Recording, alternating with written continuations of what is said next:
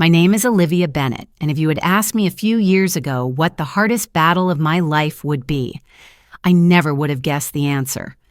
I thought maybe it would be paying off my student loans, or maybe working double shifts to save enough money to finally live on my own. But no, the real fight came from where I least expected it, from my own brother. 3 years ago, I opened a little coffee shop in downtown Portland. People sometimes laugh when I say little, but it really was. A narrow corner space that used to be a dusty antique store, tucked between a laundromat and a shoe repair shop. The first time I walked inside, the air smelled of mildew and old wood. The windows were so grimy you could barely see the street outside, and the ceiling tiles sagged from years of leaks. Most people would have walked right back out, but I didn't. I stood in that wreck of a room and thought, I could make this into something. I had spent almost a decade preparing for that moment. Every job I worked, every dollar I saved, every late night I pushed myself through was for this. When other people my age were going out on Friday nights, I was counting tips at my kitchen table. When friends were taking vacations, I was picking up extra shifts at the diner, while my brother Ethan blew money on new shoes, trips to Vegas, and the latest gadgets. I was quietly building a future brick by brick. I didn't have investors, I didn't have a partner, I didn't have parents who believed in me, at least not in the way I needed them to. What I had was stubbornness. I had a vision, and most importantly, I had a battered savings account that proved I was serious. The first months of building the cafe nearly broke me. I remember hauling paint buckets by myself, sanding the floors until my hands blistered, and watching YouTube tutorials at 2 a.m. about how to fix leaky sinks. The old espresso machine I bought secondhand sputtered more steam than coffee, but I coaxed it into working. I scoured thrift shops for mismatched chairs and tables, hand-painted the menu boards in my cramped apartment, and begged a local carpenter to build me a counter in exchange for free coffee for life. When opening day came, I was terrified. I thought no one would show up. But people did. A couple of students with heavy backpacks stopped in for lattes. A nurse grabbed an Americano on her way to the hospital. By the end of the first week, I had regulars. People who said things like, I love this place. It feels cozy. Real. That coffee shop wasn't just a business to me. It was my sanctuary. The first space in my life that was truly mine, where every corner, every smell, every scratch on the counter carried my sweat and effort. But to my family, it was never enough. My parents never came by, not once, not even to see what I'd built. They were too busy bragging about Ethan, my older brother, the golden child. He was always the star, captain of the basketball team, mom's pride, Dad's favorite. When he flunked out of college, they said he was just finding himself. When he blew through his inheritance from Grandpa in under a year, they said, at least he's living boldly. Me. I was the quiet one, the responsible one, the one who didn't cause trouble, but also didn't get celebrated. So when I poured my heart and soul into building something real, I thought maybe, just maybe, they'd notice. The first time Ethan set foot in my cafe, it wasn't to congratulate me. He sauntered in wearing a leather jacket and sunglasses, looked around with a smirk and said, not bad, Liv. You know, you could use a partner, someone with charm, someone who knows how to talk to people. I laughed it off at the time. Ethan was always like that, joking about things he wanted until suddenly he wasn't joking anymore. For the first year, he barely acknowledged my business. But when the cafe started gaining real traction, when local bloggers wrote about it, when the weekend line stretched out the door, when I paid off the last of my small business loan, that's when Ethan changed. Suddenly, he dropped by more often.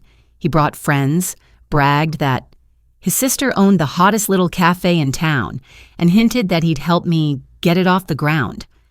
At first, I ignored it. Family exaggerates, right? But then I started noticing how he told the story differently depending on the audience. With friends, he'd say, we started this place together. With our parents, he'd sigh and say, I'm glad I convinced Liv to open the cafe when she did. The truth, He hadn't lifted a finger. He hadn't given me a single cent. He hadn't even shown up to help me move furniture on opening week. Still, part of me thought, let it go. He's just talking. It doesn't change the truth. I had no idea that Ethan wasn't just talking. He was planning, waiting, watching. And the moment he thought the cafe was worth taking, he made his move.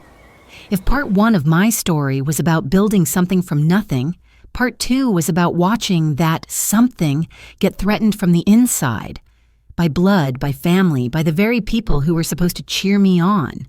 It started with an envelope. It was a Thursday afternoon in early spring. The cafe had just closed for the day. I'd locked the door, flipped the sign to closed, and was sweeping the floor when I noticed a white envelope slipped under the glass. At first, I thought it was a flyer or maybe a vendor's invoice. But when I picked it up, I felt the thickness, the weight. My stomach tightened. In bold black letters, it read, Multnomah County Civil Court Summons. My name was on it, Olivia Bennett, defendant, and the plaintiff, my brother, Ethan. For a few seconds, the letters blurred together. I thought it must be some mistake, maybe a weird scam, but when I opened it, my heart dropped. The claim. Ethan was suing me for breach of implied partnership agreement regarding the cafe. In plain English, he was telling the court that the coffee shop was half his, that I'd cheated him out of his rightful share, and that I was illegally keeping the business from him.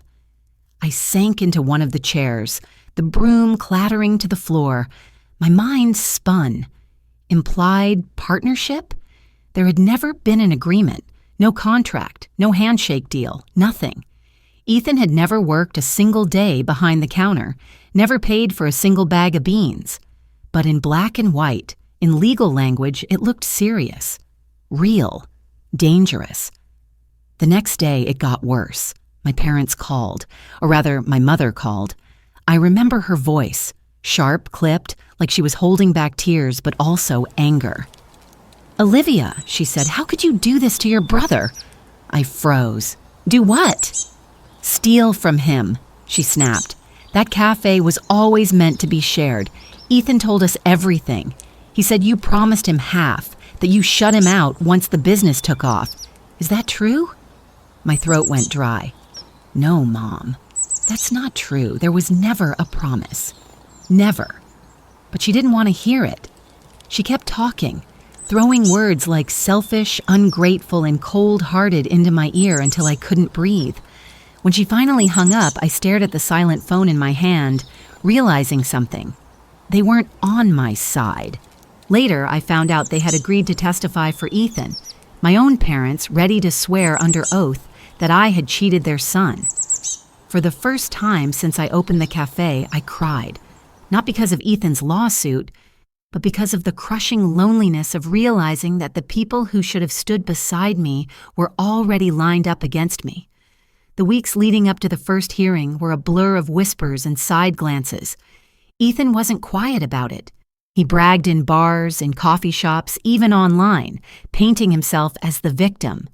My little sister stole my business, he'd say, his voice dripping with false sadness. All I want is what's fair.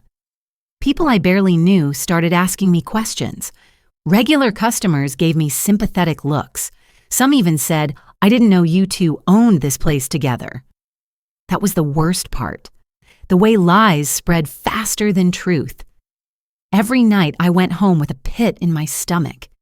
I replayed Ethan's smug smile, the tone of his voice when he'd told me months earlier, you could use a partner.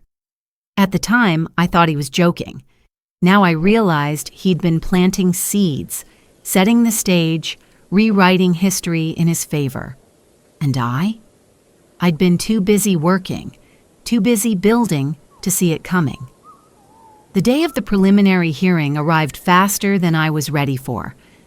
I walked into the courthouse clutching a worn leather folder filled with receipts, bank statements, and documents, proof of every step I'd taken to build the cafe. My hands shook, but my spine stayed straight. When I saw Ethan across the hallway, it felt like looking at a stranger. He was dressed in a tailored gray suit, hair slicked back, Holding a sleek briefcase he definitely hadn't paid for himself, he smiled at me. Not a brother's smile, but a predator's. "Ready to split, Liv?" he murmured, low enough so only I could hear. "We can still make this easy. Give me half the cafe and I'll drop the case." I stared at him, my voice steady. "I'd rather burn it to the ground." His smile faltered, just for a second. Then he walked into the courtroom, flanked by my parents. Yes, my parents. They sat on his side of the aisle. My mother even reached over to straighten his tie, while my father patted him on the shoulder like a coach before a big game. Not once did they look at me. The judge entered. Papers rustled. The bailiff called the case. And as Ethan's lawyer stood and began weaving a story about a hard-working young man betrayed by his selfish sister, about promises broken and family bonds abused, I sat silent, every muscle in my body tight, because in that moment, I understood the scale of the battle I was in. This wasn't just a lawsuit. It was a betrayal, not just by my brother, but by my family. And betrayal, I realized, cuts deeper than any legal claim. But what Ethan didn't know, what none of them knew, was that I wasn't as powerless as they thought. I had receipts. I had witnesses. And most of all, I had the truth. They had their lies. I had the proof. And the courtroom was about to find out the difference. After that first hearing, I walked out of the courthouse with my head spinning. Ethan's lawyer was smooth, my parents' support for him was obvious, and the judge had scheduled the next session for 6 weeks later. 6 weeks. That was the window I had to prepare. To build a case so strong that even Ethan's charm and my parents' lies couldn't undo it. I knew one thing. Feelings don't win in court. Proof does. That night, I sat at my kitchen table, the leather folder still clutched in my hands. I spread everything across the wood surface until it looked like a battlefield. Receipts, bank statements, old text messages, emails from vendors. My cafe's history in ink and paper. The first step was obvious, the business license. I pulled it out, the official county seal pressed in blue at the bottom. Only my name, not Ethan's, not anyone else's, just mine. Next came the lease agreement. 3 years ago when I signed it, my hands had been shaking. I'd never signed anything that big before. The landlord, Mr. Patel, had congratulated me. He'd even joked, "This place has been empty for years. If you can make it work, it'll be a miracle." That lease was still in my name alone, and every rent check, every month, had come directly from my account. I dug deeper. Bank statements, transfers from my savings account, the money I'd scraped together over 10 years of waitressing, babysitting, tutoring. $15,000 gone in one wire transfer to the cafe account. My money, my sacrifice. Ethan's name? Nowhere. But I knew documents alone might not be enough. Ethan was a manipulator. He'd spin stories, cry crocodile tears, make himself look like the golden son betrayed by his cold sister. So I started looking for something harder to twist, his own words. That's when I remembered a text message. It was 2 years old, buried deep in my phone. Ethan had messaged me late at night. "Come on, sis. Give me free coffee. It's not like I owned the place at the time." I'd rolled my eyes. Now it was gold. Proof that even Ethan himself admitted he didn't own a single piece of the cafe. I screenshotted it, printed it, and slipped it into the growing evidence stack. Still, I needed witnesses. People who could stand up in court and say what they saw or didn't see. The first person I went to was Mr. Patel, my landlord. He opened his door with his usual warm smile. When I told him what was happening, the smile faded, replaced with anger. "I knew that boy was trouble," he muttered. Then he leaned closer. "I'll testify, Olivia." I remember him at that block party last summer, bragging to his friends. He said, "One day I'll take the shop from her once it's worth something." Clear as day. I thought he was drunk, but, well, here we are. Hearing those words again sent a chill down my spine, but it also gave me strength. If Mr. Patel was willing to testify, Ethan's lies would start to crack. Next, I turned to my vendors. The local bakery that supplied my muffins, the dairy farmer who delivered milk, the roaster who sold me beans. Every invoice was in my name, every email chain addressed to me. Some vendors even laughed when I asked if Ethan had ever contacted them. Ethan? He doesn't even know what a flat white is, one said. Of course it's just you. I gathered their statements, signed and dated. Piece by piece, I was building my wall of truth. But one night, as I was flipping through documents, I felt the weight of it pressing down. Because here's the thing. Gathering evidence isn't just about facts. It's about reliving every sacrifice you made. Every receipt reminded me of nights I skipped dinner to save money. Every lease payment reminded me of the fear I felt when I wasn't sure I'd make rent. Every bank transfer reminded me of the years I spent invisible while Ethan lived like a king. And through it all, my parents hadn't cared. They only cared now that Ethan wanted in. The betrayal cut deeper than any lawsuit, but the betrayal also fueled me. By week 4, my kitchen table was covered in neat stacks. Business license, my name alone. Lease agreement, signed only by me. Bank statements, showing my savings used to fund the cafe. Invoices and vendor records. Proof Ethan never lifted a finger. Text messages. His own words admitting he didn't own the place. Witness statements from Mr. Patel and others. It looked overwhelming, but in the best way possible. This wasn't just paperwork, it was a map of the truth. The final piece came unexpectedly. A customer named Jenny, a grad student who often studied in my shop, pulled me aside one afternoon. "I overheard your brother once," she said quietly. He was sitting at that corner table with a group of guys. He told them, "Olivia's too soft. She'll cave eventually. I'll get the cafe. Just wait." I stared at her. "Are you sure?" She nodded. "I can testify if you need me to." My heart swelled with gratitude. Strangers, neighbors, even customers were willing to stand by me, while my own family stood against me. That night, I sat alone in the cafe after closing, staring at the stacks of evidence. The espresso machine hummed quietly, the smell of roasted beans hanging in the air. I whispered to myself, "They think I'm weak. They think they can rewrite my story. But this time, the truth will speak louder than their lies." And for the first time since the summons arrived, I believed it. I wasn't just defending a business. I was defending my life's work, and I was ready. The morning of the hearing felt heavier than any storm I'd ever weathered. The sky over Portland was gray, the kind of gray that sinks into your bones, and the drizzle tapped against my umbrella as I walked toward the courthouse. In my arms, I carried a thick black binder. The evidence I had gathered piece by piece. My entire future sat in those pages. Inside, the courthouse smelled of polished wood and old paper. My footsteps echoed down the hall until I reached the door marked Courtroom 4B.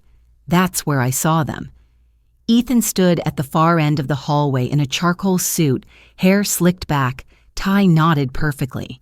He leaned casually against the wall, chatting with my parents as though we were at a family reunion instead of a legal battle. My mother smoothed down his lapel, smiling at him with pride. My father clapped him on the back like he was a soldier about to win a war. Not once did their eyes flicker toward me. When the bailiff finally called, Case 2021-485, Bennett versus Bennett, my stomach clenched. We filed into the room, me on one side of the aisle, Ethan and my parents on the other. The distance between us was only a few feet, but it felt like an ocean. The judge, a tall man with silver hair and sharp eyes, adjusted his glasses. "Let's begin," he said. Ethan's lawyer rose first. He was polished, practiced, and precise. "Your Honor," he began smoothly, "this is a simple matter of fairness. My client, Mr. Ethan Bennett, entered into an agreement with his sister to establish a joint family business. He contributed resources, time, and support. She has since excluded him, denying him his rightful share. I bit the inside of my cheek. Resources? Time? Support? Lies? Stacked on lies. Then it was Ethan's turn. He stepped to the stand, his voice soft, almost trembling, like he was on the verge of tears. My sister and I were close growing up, he began. When she wanted to open the cafe, I encouraged her. I gave her money, advice, even connections. She promised me half, but once the shop took off, she locked me out. I was left with nothing while she kept everything. He paused dramatically, glancing at the judge. I don't want a fighter, Your Honor. I just want what I was promised. My mother dabbed her eyes with a tissue. My father nodded solemnly. Anyone who didn't know better might have believed Ethan. But I did. I knew better. And so did the evidence waiting in my binder. When my lawyer motioned for me to take the stand, my heart pounded so hard I thought the whole courtroom could hear it. But I walked forward, steady, binder in hand. Miss Bennett, my lawyer began, can you explain who owns the business license for your cafe? Yes, I said, my voice clear. I do. Solely, my name is the only one listed. I pulled the document from the binder and handed it to the judge. He examined it, nodding slightly. And the lease? Also in my name, signed only by me. 3 years ago. Another paper slid across the table. One by one, we laid it all out. The bank transfers from my personal savings, the invoices from vendors, everyone addressed to me. The rent checks, the utility bills, my entire financial life laid bare for strangers to see. Ethan's lawyer tried to poke holes. Miss Bennett, isn't it true your brother visited the cafe frequently? Yes, I said, as a customer. Not as an owner. Isn't it true he offered advice? Yes, I replied, unsolicited advice. That doesn't make him a partner. The lawyer frowned, flipping pages. Isn't it true he could have given you money in cash? Off the record? I smiled faintly. If he had, he wouldn't have texted me. It's not like I own the place. The courtroom went silent. I handed the judge a printed screenshot of the message. He read it aloud, the words hanging heavy in the air. Ethan's face paled, but the turning point came when we called our witness, Mr. Patel. He walked confidently to the stand, adjusting his glasses. I'm Olivia Bennett's landlord. I signed the lease with her. Only her. Ethan Bennett never signed anything, never paid rent, never contacted me about the property. And last summer, at a block party, I personally heard him say, and I quote, "One day, I'll take the shop from her once it's worth something." Gasps rippled through the courtroom. My parents shifted uncomfortably. Ethan's jaw tightened. My lawyer rested his case. The judge leaned back, steepling his fingers. His gaze shifted from Ethan to me, then back again. I will review all evidence and issue a written decision within 2 weeks. The gavel struck once. Court adjourned. As I gathered my papers, Ethan leaned close, his voice low, almost a growl. You think you've won because of some papers and a landlord? This isn't over. Levi met his glare without flinching. You're right. It's not over. The truth hasn't finished speaking yet. Then I walked out of that courtroom, binder clutched to my chest. Outside, the drizzle had turned into steady rain. But for the first time in weeks, I felt something warm beneath the storm. Hope. Because I knew, no matter how many lies Ethan told, the truth was finally on record, and soon it would speak louder than anything else. 2 weeks. That's how long I had to wait. 2 weeks of pouring coffee, smiling at customers, and pretending like nothing was wrong, all while the weight of that binder still pressed on my chest. Every morning, I'd open the cafe, grind beans, steam milk, and serve regulars their cappuccinos. On the outside, life looked the same. But inside, I was carrying the silence of a ticking clock. Every time my phone buzzed, I thought it might be the court's decision. Every knock on the door made my pulse spike. 2 weeks had never felt so long. And then, on a rainy Thursday morning, it came. The envelope was thin, just a few pages inside, but I stared at it like it was a live grenade. My hands shook as I slid it open with a butter knife, the paper tearing with a sound that felt too loud in the quiet cafe. At the top, Multnomah County Court decision. I forced myself to read slowly, even though my eyes wanted to race ahead. The court finds that the business license, lease, and financial records provide clear evidence that the defendant, Olivia Bennett, is the sole owner of the property known as Bean and Bloom Cafe. The plaintiff, Ethan Bennett, failed to present credible evidence of any implied or explicit partnership agreement. The court further notes testimony corroborating that the plaintiff himself previously acknowledged non-ownership. Therefore, the plaintiff's claim is dismissed in its entirety. My eyes blurred, but I kept reading until I saw the final line. The cafe remains in the sole ownership of Olivia Bennett.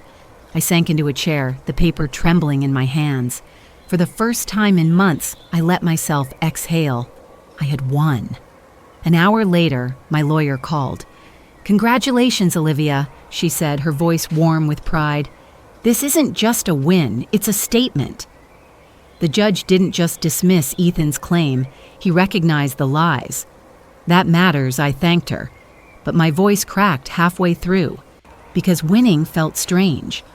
Lighter, yes. Relieved, yes. But also heavy, because the cost of this victory was my family. That afternoon, my phone rang again. Caller ID, Mom. I hesitated. Part of me wanted to let it go to voicemail, but I picked up. Her voice was cold. "Well, you got what you wanted." I closed my eyes. What I wanted was to keep what I worked for. What I built. What Dad never even saw before he died. There was silence. Then her sharp reply, "Family should come before money." My chest tightened. Family should come before betrayal. The line went dead. 2 days later, I ran into Ethan at the grocery store. He was leaning against a rental car, bags in hand, his suit gone, replaced by a wrinkled hoodie. For a second, he looked like the boy I grew up with. Messy hair, tired eyes. But then he saw me and the mask slid back into place. "You could have made this easy," he said bitterly. "You could have given me half and no one would have known." I met his gaze. "You could have chosen not to lie. Not to drag me to court. Not to steal from me." His jaw worked, but no words came. He slammed the trunk shut and drove off without another glance. I stood there in the drizzle, watching the taillights disappear, and felt a strange mix of grief and freedom. In the weeks that followed, the cafe felt different. Not just mine, it had always been mine, but secure. Like the building itself was exhaling after months of tension.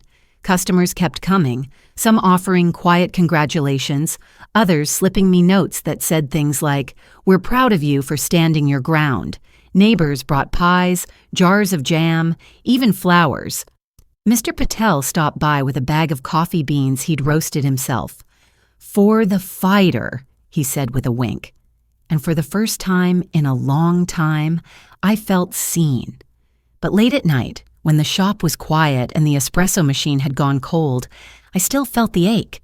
Because victories in courtrooms don't heal everything. They don't erase the look on your mother's face when she calls you selfish.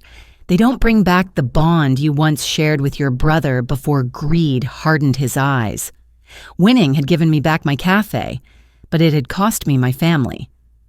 One evening, I sat at the corner table where Ethan once bragged, staring out the window at the rain-slick streets. The neon sign outside flickered softly. Bean and Bloom, my cafe, my dream. My proof that quiet determination can outlast even betrayal. And I realized something. This wasn't just about coffee. It never had been. It was about respect, about refusing to be erased, about proving to the court, to my family, and to myself that what I had built with my own hands was worth defending. So yes, I won. I kept the cafe. The judge's decision was final, written in ink and law. But the real victory? That came in the moment I decided not to surrender. Because the truth is, sometimes the strongest thing you can do is simply stand your ground. Winning the case didn't feel like I thought it would. There was no confetti, no parade, no instant joy rushing through my veins. The morning after the decision, I still woke up at 5:30, still ground the beans, still wiped down the counters. Life looked exactly the same, except the weight on my chest was gone. Yet the silence left behind was almost louder. My parents stopped calling altogether, not even a short text to ask if I was doing okay. For weeks, their absence echoed in my life like a hollow room. Sometimes I would scroll through old photos, Christmas mornings with Ethan, Dad carving the turkey, Mom laughing at something I'd said, and wonder if that family had ever been real, or if I'd just imagined it. Ethan left town not long after the verdict. A neighbor told me he'd packed up and moved south, starting over. No forwarding address, no explanation, just gone. Part of me was relieved, but another part ached, because no matter what he'd done, he was still my brother. And losing a brother, even one who betrayed you, feels like losing a limb. But life has a funny way of moving forward whether you're ready or not. The cafe kept me busy. Customers didn't stop coming. In fact, they seemed to come more. Word spread about the lawsuit, and people wanted to support me.